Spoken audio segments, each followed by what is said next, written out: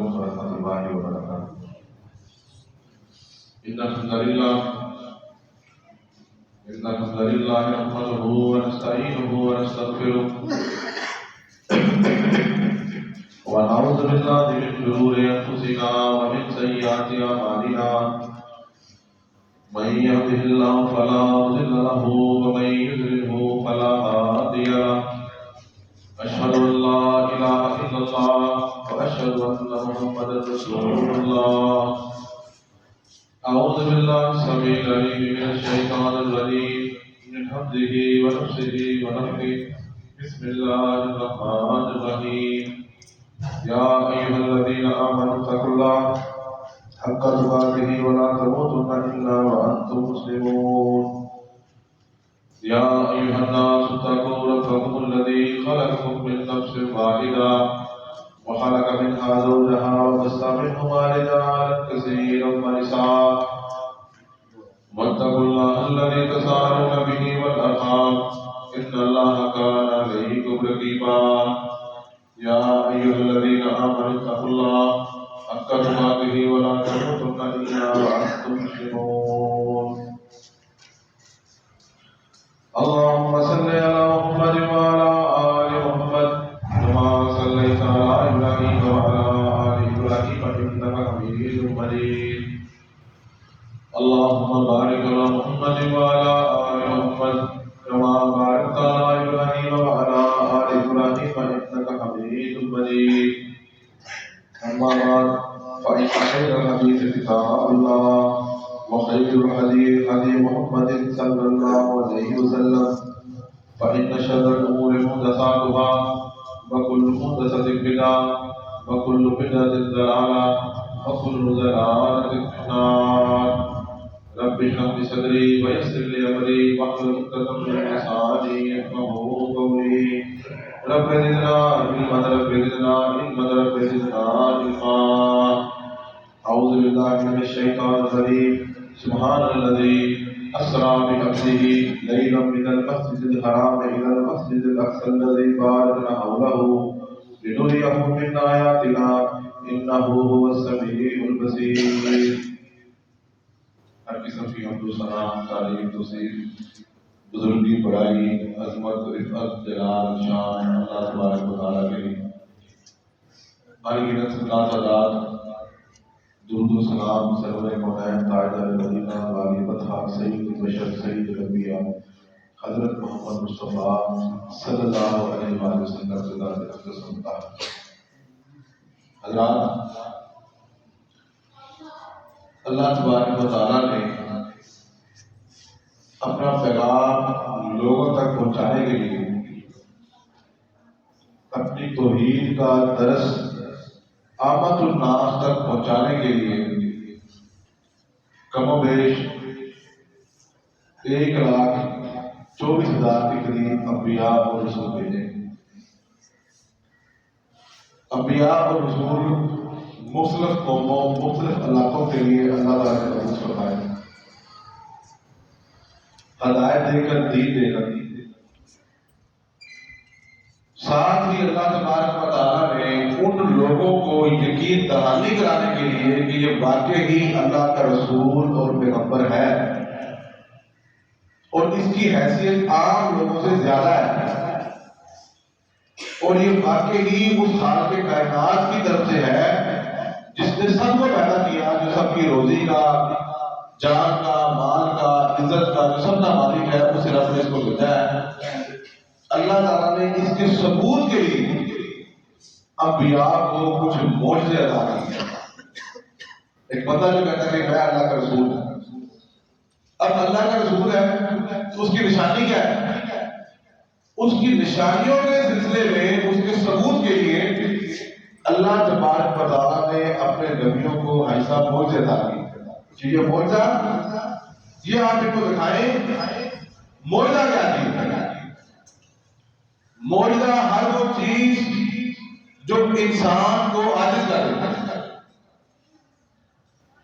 ایک کام جو انسانی طاقت کے اندر ہے، کوئی انسان جو وہ کام کر سکتا ہے وہ معجزہ نہیں ہو سکتا۔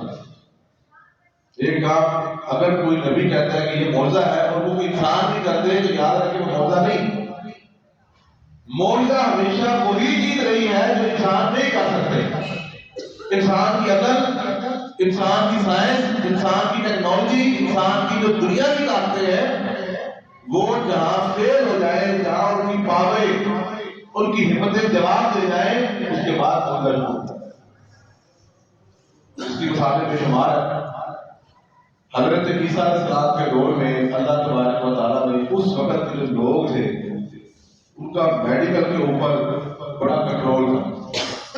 بڑے مشہور تھے یار اس دور میں، بڑے میڈیکل، بڑے بڑے طبیب اور ڈاکٹر موجود تھے. ڈاکٹر آج کی اصطلاح میں اس وقت کے لوگوں کو طبیب کہتے تھے. ہر چیز کا علاج کرتے تھے سوائے دو بیماریوں کا علاج نہیں کر سکتے تھے. ایک برس کی بیماری اور دوسرے جو پیدائشی عمدہ ہوتا تھا اس کا وہ علاج نہیں کر سکتے تھے. باقی ہر قسم کا علاج موجود تھا.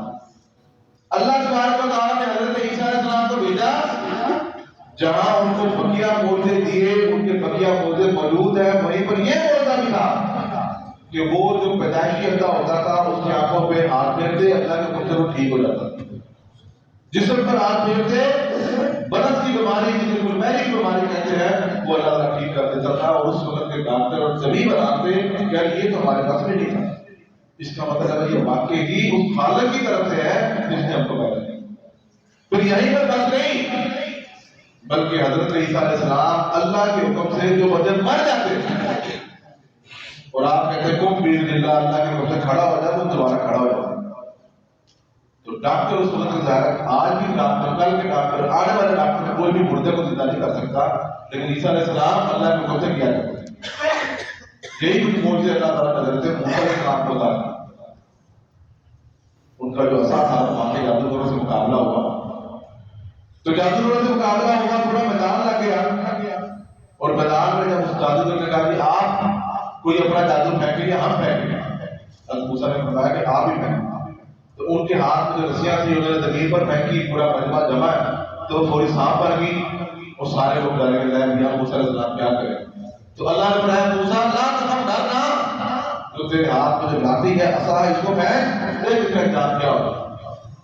سارے جادوگروں کو پتا تھا کہ جادوگر کو ہم ہیں، پوری دنیا کے جادوگر جو اس وقت تھے ان کے استاد ہم ہیں، تو ہم نے تو اس کو جادو پڑھایا کہ موسیٰ ہمارا جادو کا توڑ ہی نہیں کر سکتا، اور جو جادو پھینک رہے اس کا توڑ بڑے بڑے جادوگر بھی کر سکتے. جب وہ سانپ بڑھے موسیٰ علیہ السلام ڈرے، اللہ نے وحی کیا موسیٰ لا تخف، ڈرنا، تو تیرے ہاتھ میں اسے پھینک دے، آگے کا آپ کو اللہ تعالیٰ کا. تو آپ نے جو فوری لاٹھی پھینکی وہ بڑا عصا بنا، ایک سانس لیا اور سارے سانپ ہڑپ کر گئے. تو تب جو جادوگر تھے وہ فوری کلمہ پڑھ گئے کہ ہم موسیٰ کے رب پر ایمان لے کر آئے ہیں، یہ جادو نہیں ہے، یہ واقعی بولتا ہے، ہمارے جادو کا توڑ نہیں تھا. یہ ہمارے جادو کا توڑ نہیں ہے تو اس کا مطلب ہے یہ واقعی ہی اللہ تعالیٰ کا سچا پیغمبر ہے. حضرت محمد صلی اللہ علیہ وسلم کو جو اللہ تبارک و تعالیٰ نے معجزہ دیا وہ سب سے بڑے موضوع میں قرآن ایک معجزہ ہے کہ وہ صاحب کلام تھے، کلام کرتے تھے، گفتگو کے ماہر تھے. بڑے بڑے ادیب، بڑے بڑے فلاسفر موجود تھے اور ان کے کلام خانے کعبہ کی دیواروں سے لٹکے ہوئے تھے کہ لاؤ ان کا مقابلہ کر کے لاؤ. آج بھی دنیا کی سب سے رچ زبان یاد رکھیں عربی کی زبان، اس کی گرامر، اس کے الفاظ، اس کے معنی، اس کے افعال بہت زیادہ وسیع ہے. تو تب ان لوگوں کے لیے اللہ تعالیٰ نے قرآن اتارا اور فرمایا اگر تم لوگ اپنے آپ کو سمجھتے ہو تو اللہ کہتے ہیں قرآن جیسا قرآن لاؤ. فائدہ تو معلوم اللہ کہتے نہیں کر سکتے تو پھر جیسے 10 صورتیں لے کر آؤ، 114 صورتیں لے کر نہیں آ سکتے، اللہ کہتے 10 لے آؤ. پھر اللہ نے تیسرا چیلنج کیا اس جیسی ایک صورت لے کر آؤ. تو ساتھ اللہ نے فرمایا تم ہرگز نہیں کر سکتے، تو پھر جیسے ایک صورت بھی نہیں لے کر آ سکتے. تو یہ قرآن اللہ تعالیٰ کا بہت بڑا معجزہ ہے. انہیں موضوع میں یاد رکھیں موضوع جس کا میں آج تذکرہ کرنا چاہتا ہوں وہ ہے اسراء و معراج. اسراء اور معراج جسے ہم واقعہ معراج کے نام سے یاد کرتے ہیں، اسی مہینے کے اندر یہ جو رجب المرجب کا مہینہ اپنے اختتام کی طرف ہے، اسی مہینے میں اللہ تبارک و تعالیٰ نے مکی دور کے اندر حضرت محمد صلی اللہ علیہ وسلم کو دنیا کی سیر کرائی. بیت اللہ الحرام مکہ المکرمہ میں جو خانہ کعبہ ہے وہاں سے لے کے اللہ تبارک و تعالیٰ اپنے نبی کو بیت المقدس فلسطین لے کر گئے. فلسطین کی زمین میں جسے آج مستقصہ کے نام سے یاد کرتے ہیں. پھر وہاں پر آپ نے جتنے بھی انبیاء تھے ان کی امامت کروائی اور اس کے بعد اللہ تعالیٰ آپ کو اوپر آسمانوں کی سیر کرائے. آسمانوں میں پہلا آسمان، دوسرا، تیسرا، چوتھا، پانچواں، چھٹا، ساتواں آسمان. اس کے بعد پھر اللہ تعالیٰ آپ کو سدرۃ المنتہا پر لے گئے. پھر اللہ تعالیٰ خود ہم کلام ہوئے. جہاں پر کوئی ذات نہیں پہنچی وہاں پر اللہ تعالیٰ نے اپنے پیغمبر حضرت محمد صلی اللہ علیہ وسلم کو بلایا. پھر آپ نے حضرت جبریل کے ذریعے ان کو پھر جنت اور جہنم کی سیر کرائی. یہ سارا واقعہ حدیث کی کتابوں میں موجود ہے.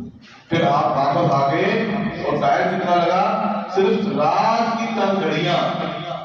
ان گھڑیوں کا تعین نہیں ہو سکا کتنا ہے، آدھا گھنٹہ، پونا گھنٹہ، گھنٹہ، یہ نہیں پتا. لیکن رات کے کچھ حصے میں اللہ تبارک و تعالیٰ نے ساری کی ساری سیر اور سارے کے سارے واقعات کا جو آپ کے سامنے بیان کرنا چاہتے ہیں اس مختصر زبان میں. یہ ایک بہت بڑا معجزہ ہے.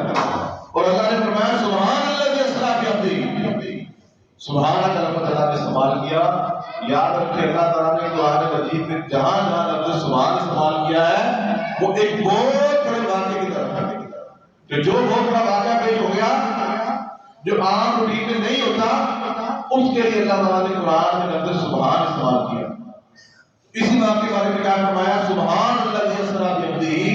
اے لوگوں پاک ہے اللہ تعالیٰ کی ذات اسرا بعبدہ جو اپنے بندے کو لے گیا.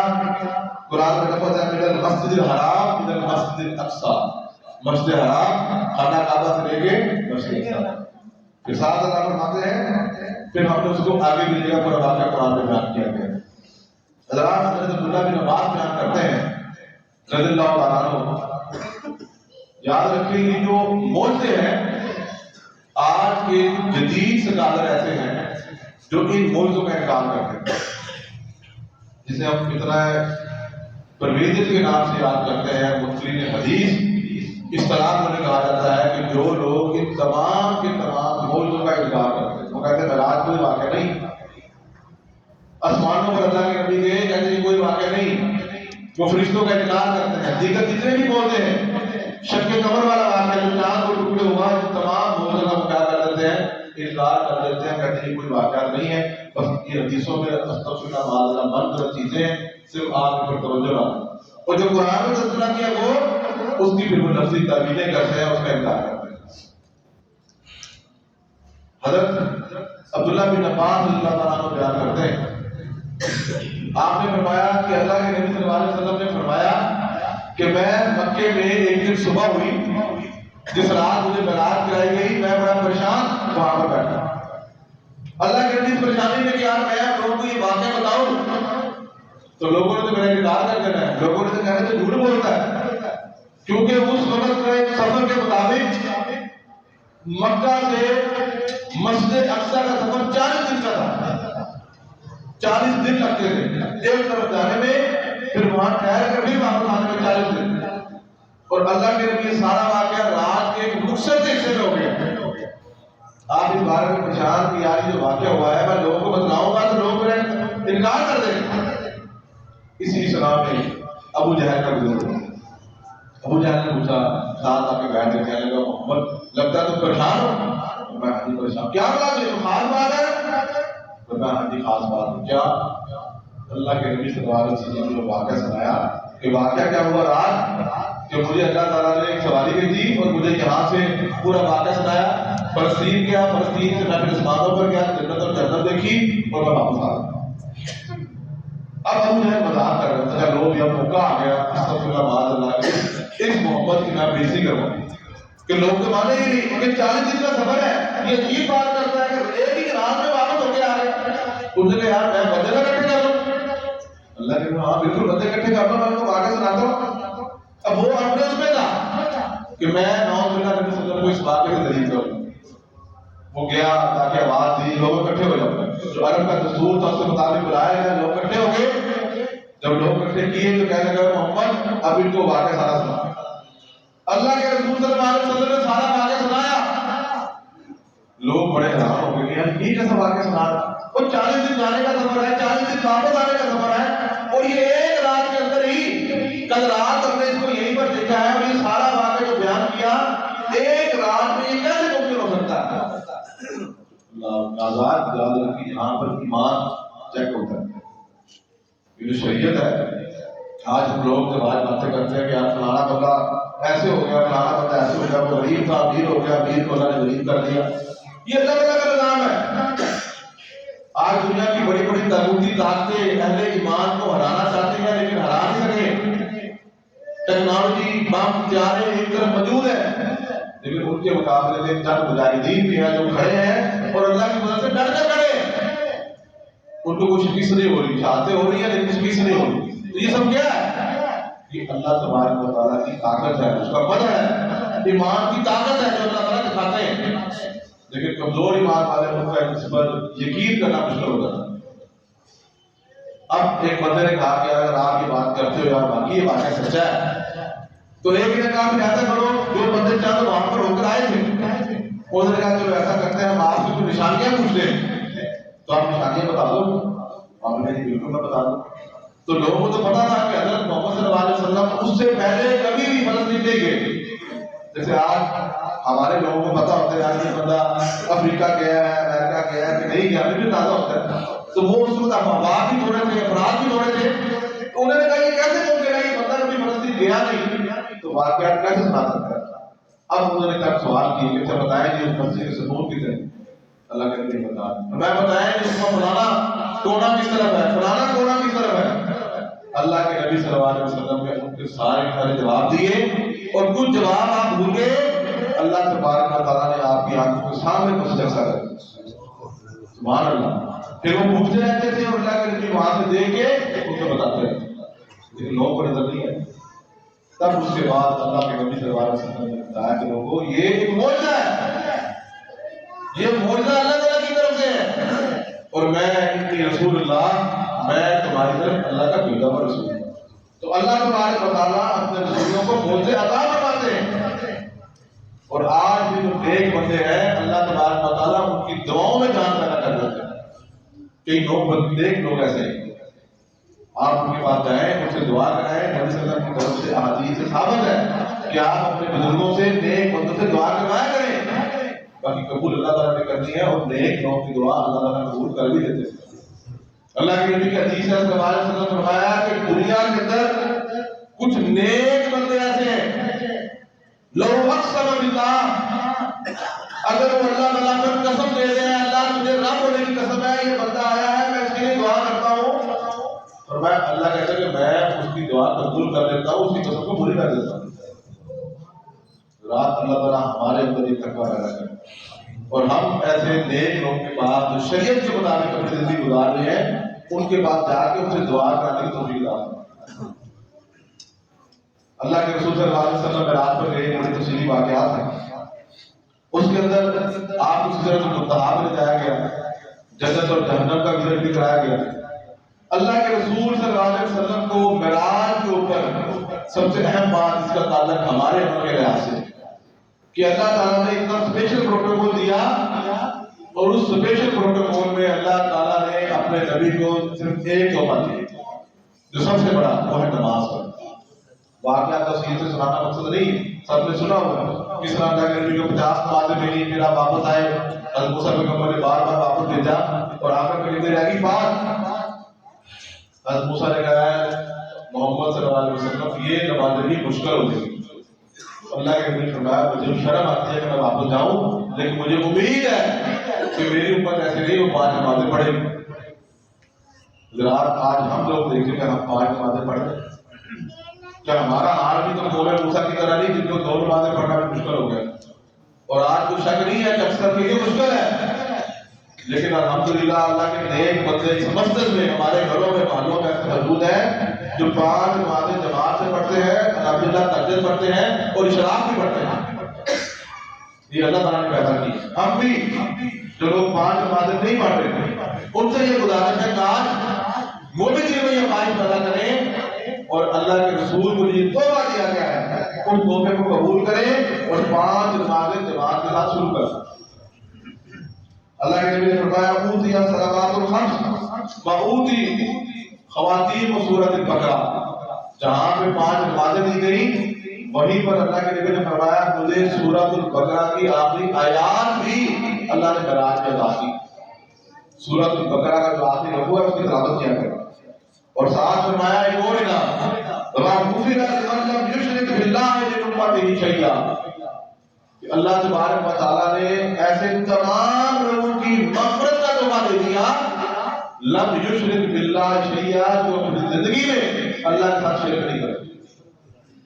تو وہ مواحد لوگ جو اللہ کے ساتھ شرک نہیں کرتے، جن کا یقین، جن کا ایمان، جن کا تمام یقین اللہ کی ذات پر ہے اور اللہ کے ساتھ کسی کو شریک نہیں ٹھہراتے، ان کے لیے مغفرت کا تحفہ بھی اللہ تعالیٰ نے برات کے عطا کیا. صحیح حدیث ہے.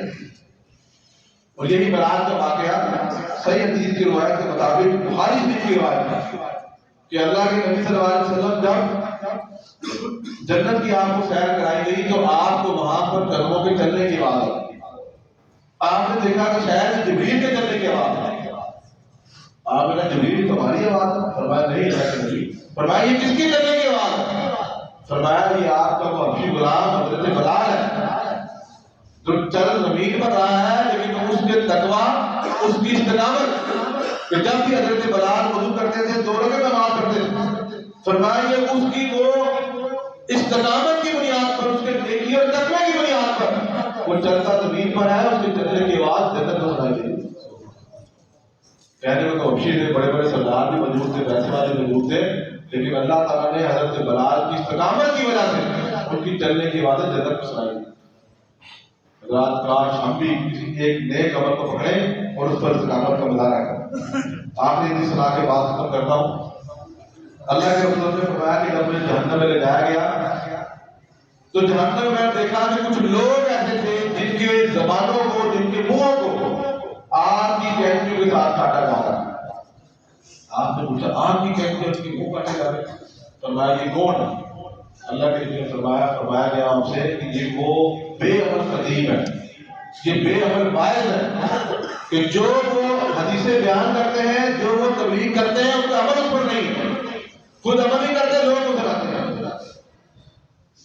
حضرات ایسے تمام کے تمام لوگ، میں بھی اس کے اندر شامل ہوں، میں بھی یہاں جمعہ پڑھاتا ہوں خطیب. اس کے ساتھ ساتھ جو آپ کے اندر لوگ ایک دوسرے کو نصیحتیں کرتے ہیں، ایک نصیحت ہے جو کے اوپر ہوتی ہے، ایک نصیحت آپ ہے جو آپ اپنے محلوں میں دوستوں کو، رشتے داروں کو، اولادوں کو کرتے ہیں. آپ میں بھی ایسے لوگ ہیں، کوئی ایسے کیا کرو جب ہم بیٹھتے ہیں سچ بولا کرو، یا نیکی کا ساتھ دو، حق کے ساتھ دو، فلاں کرو، لیکن خود کا عمل نہیں. یہ آپ کے لیے بھی ہے جس ویسے کی ویسے کہ وہ لوگ جو دین کی دعوت دیتے ہیں، دین کی بات سناتے ہیں، لیکن خود ان کا عمل نہیں ہے. میں بھی اس کے اندر شامل ہوں. اللہ تعالیٰ سے دعا کرتے ہیں اللہ تعالیٰ ہمیں عمل کی توفیق عطا فرمائے.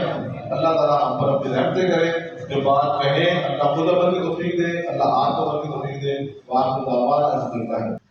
اس مہینے کے اندر ایک اور بدعت کی طرف اشارہ کرنا ہے.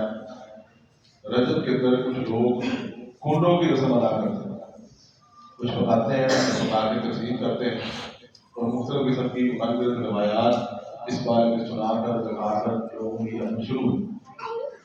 یاد رکھیں اللہ اور اس کے رسول حضرت محمد صلی اللہ علیہ وسلم اور صحابہ کرام سے کہیں پر بھی اس کا ثبوت نہیں.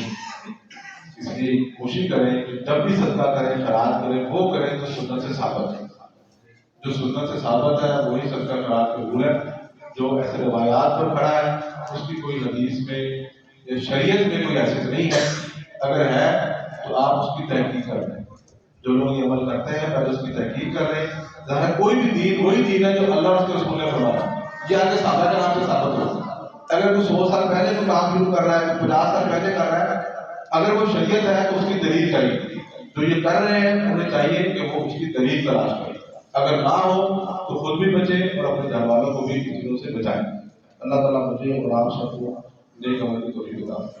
ان الحمد للہ نحمدہ ونستعینہ ونستغفرہ ونعوذ باللہ من شرور انفسنا ومن سیئات اعمالنا من یهده الله فلا مضل له ومن یضلل فلا هادی له. اشهد ان لا اله الا الله واشهد ان محمدا رسول الله. سبحان ربک رب العزة عما یصفون وسلام علی المرسلین والحمد للہ رب العالمین.